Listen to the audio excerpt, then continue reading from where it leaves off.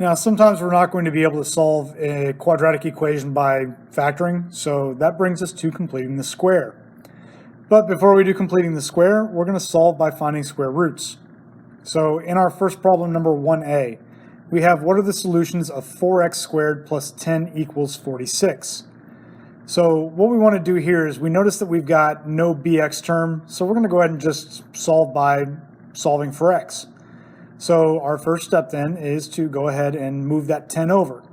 So we subtract 10 from both sides, and we get 4x squared equals 36. Now the next step in isolating x is to divide out the 4.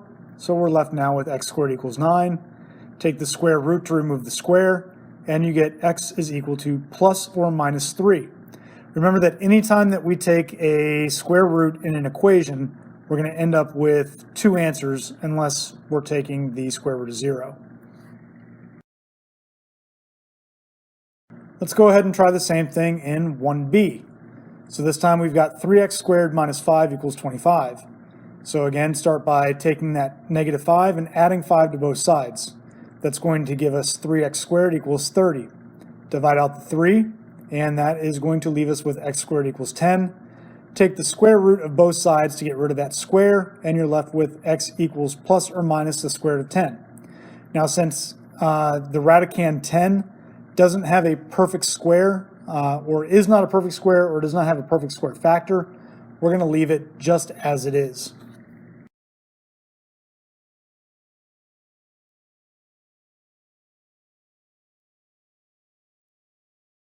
In problem number 3, we're going to solve a perfect square trinomial. And it asks, what are the solutions of x squared plus 4x plus 4 equals 25? Now, what this is going to do is to help us to understand what the process is for completing the square in the next set of problems. So if you look at the left side of that equation, x squared plus 4x plus 4, that is a perfect square. The ax squared is a perfect square. The c is a perfect square.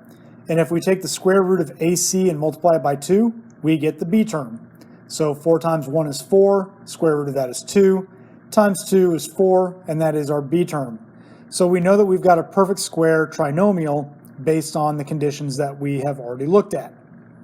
So what we're going to do is we're going to take that perfect square and we're going to factor it. So when we take the perfect square of x squared plus 4x plus 4, we're left with x plus 2 squared. And we're still going to set that equal to 25. Now, just like any square root, or anytime that we've got something squared, we're going to take the square root to get rid of the square. So we take the square root of both sides. X plus 2 squared, when we take the square root, is simply x plus 2.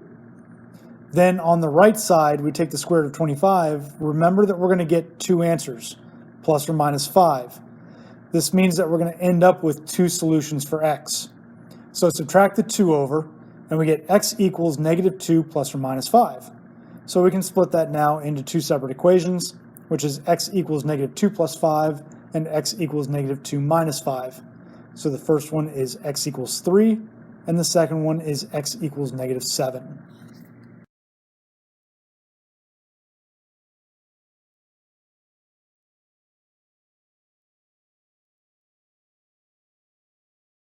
All right, so the next step is to actually start completing the square.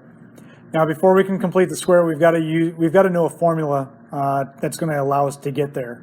And that formula is b over 2 squared equals c. What this formula allows us to do is to take any trinomial, and we can make it into a perfect square trinomial simply by using a b value.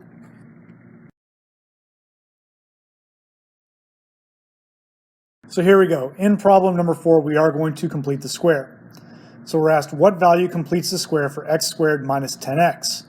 So what I'm going to do is I'm going to draw out a quadratic trinomial with this, and it's going to be x squared minus 10x plus c. So we're looking to find out what is that c value going to be. So we'll apply the b over 2 squared formula, and when we do that, we get negative 10 over 2 squared. Negative 10 over 2 is negative 5. We're going to take the negative 5 and we're going to square it, and we're going to be left with 25. Now that negative 5 in that middle step, we are going to use that later on. That is actually going to become the number that goes in the factor.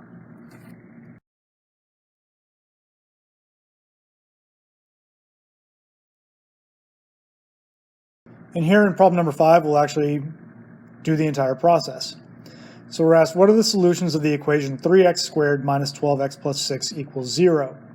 So the first thing we've got to do is we've got to take that 6 and we've got to move it over to the other side. So when we do that, we're left with 3x squared minus 12x equals negative 6. We want to leave a blank space for the number that we're going to use to complete the square. But before we can even do that, we've got to divide the entire equation by 3. So we are left with x squared minus 4x plus a blank spot equals negative 2. We didn't need that 3. We don't want that 3 because the 3 was not a perfect square. Now that we've kicked that 3 out and all we're left with is a binomial on the left and a constant on the right, we need to figure out what is going to be the c value that's going to complete this square. So we'll apply the b over 2 squared formula to find the value of c. So negative 4 over 2 squared gives us negative 2 squared equals c.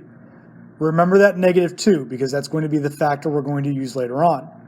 Negative 2 squared is 4, so we're going to now add 4 to not just the left side. We're not just going to fill in that hole on the left side.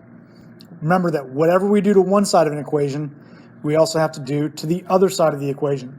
So if we're going to add 4 on the left, we also have to add 4 on the right. So now we've got x squared minus 4x plus 4 equals negative 2 plus 4. So I'm going to do two processes at the same time here. I'm going to go ahead and figure out what is my perfect square factor or my perfect square trinomial factor for x squared minus 4x plus 4.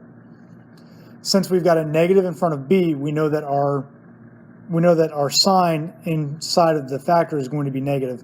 But the easier thing to do is this. Take your x and plug it into the factor, and then go back up to where you see negative 2 squared equals c. That negative 2 is what goes in to complete the factor. So we get x minus 2 squared, and then it's going to be equal to negative 2 plus 4, which is 2. Now that we've got a square over on the left side, the way that we remove a square is to take the square root.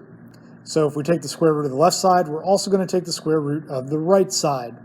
That's going to leave us with x minus 2 equals plus or minus the square root of 2. Then we've got to take that negative 2 and move it over to the right side by adding 2 to both sides. And that gives us x equals 2 plus or minus the square root of 2. And that is going to be your solution for completing the square.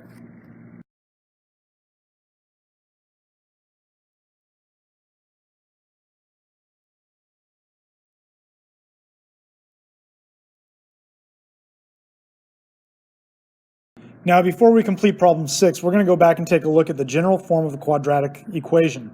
Remember that it's y equals a times x minus h squared plus k. So we know that our vertex for our graph is going to go in where h and k are. So that's going to take us then to problem number 6, which is finding the vertex by completing the square. So find the vertex and y-intercept of y equals x squared plus 4x minus 6. So we're going to write the original equation, and we're going to move the c value to the other side with the y. So we've got y plus 6 equals x squared plus 4x. We're then going to go ahead and complete the square by using our formula. So 4 over 2 squared equals c, gives us 2 squared equals c, so we know that c is equal to 4. And we're going to add that to both sides. So we get y plus 6 plus 4 equals x squared plus 4x plus 4. Okay, go ahead and simplify the left side, which is y plus 10, and then factor the right side, which gives us x plus 2 squared. Now to get this into our vertex form or our general form, all we've got to do is move the 10 to the right side. So subtract 10 from both sides, and you're left with y equals the quantity x plus 2 squared minus 10. This then means that your vertex is going to be negative 2, negative 10. We can then, to figure out what our y-intercept is, we can plug in a 0 for x. Because remember that the y-intercept is always the value of y when x equals 0. So we get y equals 0 plus 2 squared minus 10. 0 plus 2 is 2. Square that, you get 4. 4 minus 10 is negative 6. So our y-intercept is y equals negative 6.